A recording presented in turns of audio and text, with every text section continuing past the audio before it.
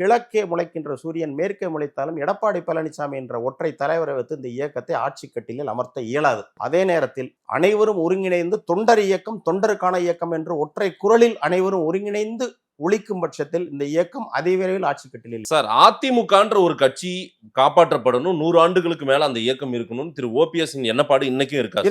Sir, இருக்கின்றவர் AIADMK ஜெயிக்கணும்னு எல்லா புள்ளியிலும் நிக்கணும்.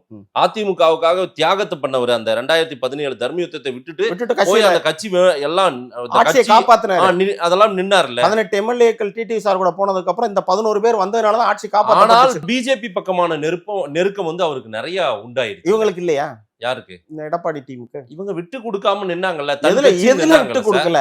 எல்லாத்துக்கும் ஈல்ட் ஆயிட்டாங்க. எனக்கு தெரியும், எல்லாத்துக்கும் ஈல்ட் ஆயிருந்தாங்க. அன்றைய நிலைமையில நான் ஒரு சின்ன ஒரு உதாரணம் சொல்றேன்.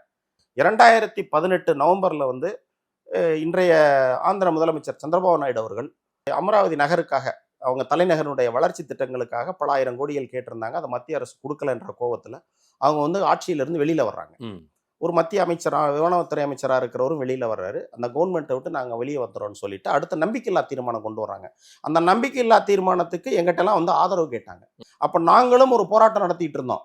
காவிரி நதிநீர் பிரச்சனை இஷ்யூல வந்துட்டு கெஜெட்ல வந்து இதை வந்து பப்ளிஷ் பண்ணணும்னு சொல்லி 30 நாள் நாங்கள் 37 எம்பிக்கள், அம்மாவால் உருவாக்கப்பட்ட எம்பி, யாருமே வந்து இவங்க யாரையும் உருவாக்கல, அம்மாவால் உருவாக்கப்பட்ட எம்பிக்கள் அனைவரும் முழுமையா பாராளுமன்றத்தை நாங்க வந்து நடத்த விடாம செஞ்சு அதை கொண்டு வந்தோம். நாங்க எடப்பாடி பழனிசாமி என்னன்ட்டு அங்க இருந்து நாங்களே டெல்லியில இருந்து பேசணும். நம்ம வந்து எதிர்த்து கூட ஓட்டு போட வேணாம், மத்திய அரசு நமக்கு வந்து எந்த வகையிலும் தமிழ்நாட்டுக்கு வந்து சாதகமான சூழலை நம்மளுக்கு கொண்டு வருவாங்கன்ற நம்பிக்கை எங்களுக்கு இல்லை. எதிர்காலத்துல இவங்க எப்படி வரும்னு தெரியாது, எதிர்த்து கூட ஓட்டு போட வேண்டாம், நான் பங்கெடுத்துக்கிறாம நம்ம வந்து புறக்கணிப்போம், நடுநிலைமையா இருப்போம். அதுக்கு கூட எடப்பாடி பழனிசாமி ஒத்துக்க என்ன சொன்னாரு? ஆதரிக்க சொன்னாரு.